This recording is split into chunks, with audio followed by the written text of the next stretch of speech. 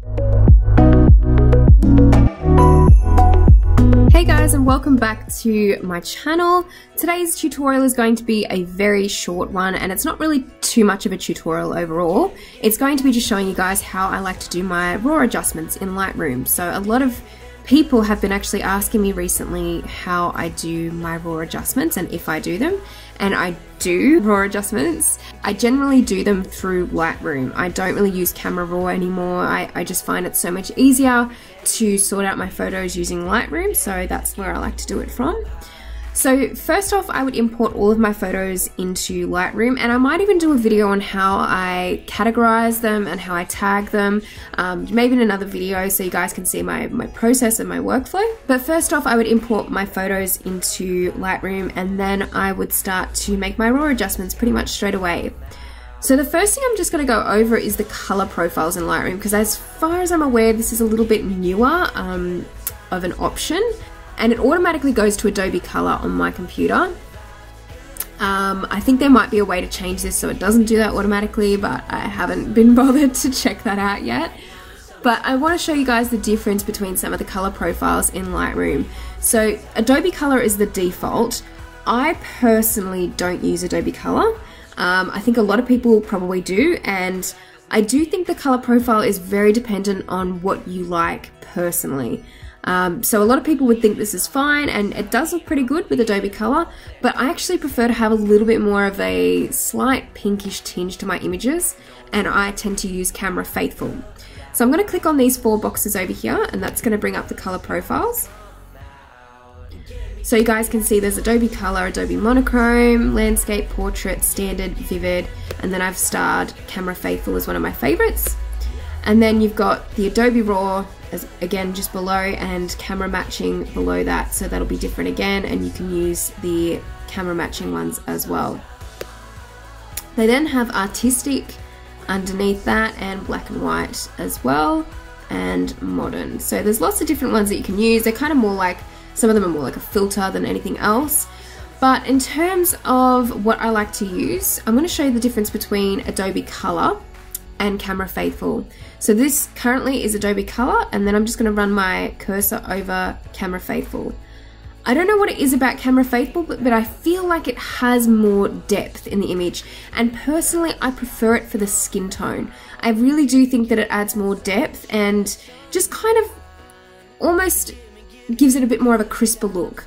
So once again, that's Adobe Color, a bit more of an orange yellow tint to the skin, and then as I run over that, it just sort of darkens everything.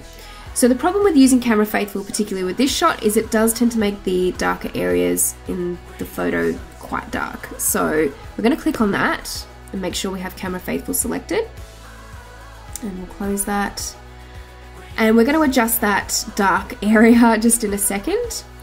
Another thing that I do like to do with my RAW adjustments is any cropping as well, and usually I would probably wait until I've edited the whole image before I go back and crop in Lightroom and test out what's going to look best. So I'd run it through Photoshop, do all my skin retouching and everything like that, and then put it back into Lightroom and then crop it there, because I just find like it's easier for me to see a finished version. But for the sake of this tutorial, I'm just going to click on crop and show you guys how I would usually do this. So you can just drag this in to keep the same aspect ratio. And I'm going to move this in because I just really want to crop out that hair and a little bit more of the skin. So I'm just going to move that around.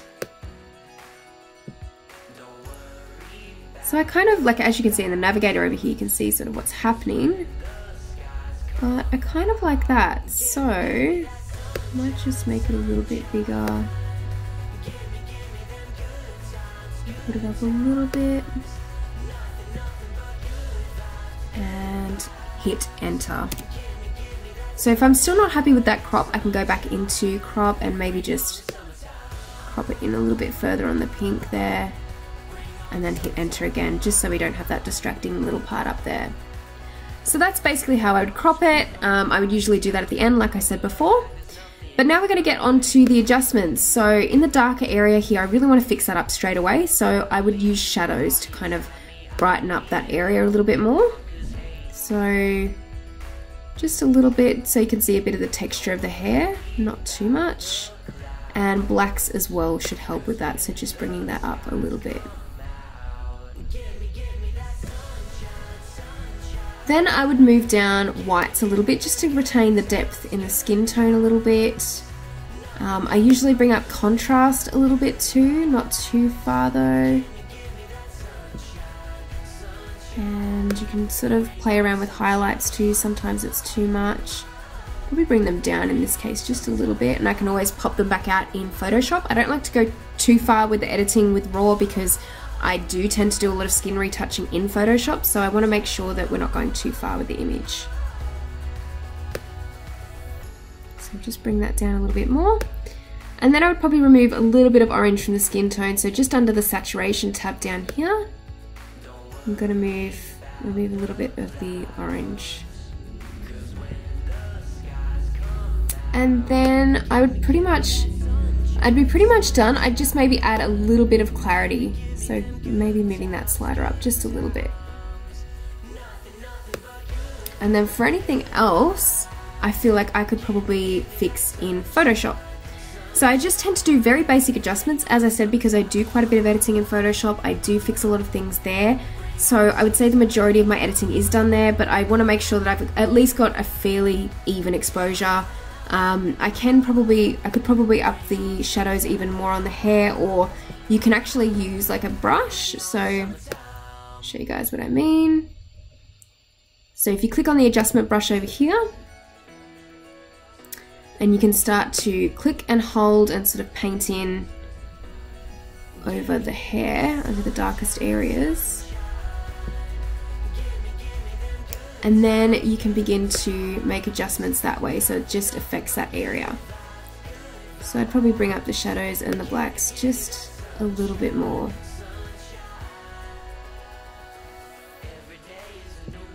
Just to pretty much like that. And then click done. I've just clicked one of the before and after views here so you guys can see the difference in the skin tone that it's made already. And you can see that it's quite saturated up the top. This is with Adobe Color. And then down the bottom, we've used Camera Faithful and the other adjustments. So I feel like it's just that little bit less of a saturated skin tone, which I do think helps in the end. And it's a little bit less contrasty, and I have a little bit more to work with in Photoshop overall. So here I've just done another before and after, and you can see the differences really between the skin tone. I find that Adobe Color can be quite saturated and more towards the orange side of things, which I'm not a fan of. And I do think it's easier for me to retouch skin tones when I've got something a little bit more desaturated to work with overall.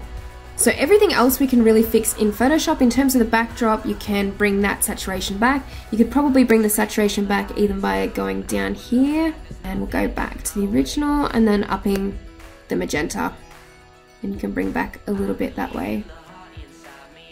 And you can go to the hue as well. And if you want to make it a little bit more red, and you can do it that way. So I'll do another before and after, and you guys can see that I just prefer really the general look of Camera Faithful overall. There's not as much orange tone, and I just prefer the tones that this image holds right here. So I hope you guys enjoyed this video. I know it's not really too many tips on how I do my RAW adjustments, but this is pretty much it. I don't do a lot in RAW. Most of what I edit with is in Photoshop, and especially when it comes to beauty photography, I just like to make sure that I've got a pretty even exposure to work with and a really good skin tone to start off with, like a base. I hope you guys really enjoyed it, and let me know what you guys like to use in Camera Raw or in Lightroom for your RAW adjustments. I would really love to eventually do a tutorial using Capture One, but I haven't had the chance to really play around with it enough yet, so I want to feel a little bit more confident using it before I start doing any tutorials. But I have definitely seen and heard really good things about the RAW processing through that, so I'm definitely going to give that a go very soon and hopefully get a tutorial up for you guys. So thank you guys so much for watching. If you like this video, please give it a thumbs up, and please subscribe to my YouTube channel if you haven't already. And if you have any requests, please list them in the comment section below, and I will be sure to add them to my ever-growing list. Thanks guys for watching, and I will see you next time. Bye!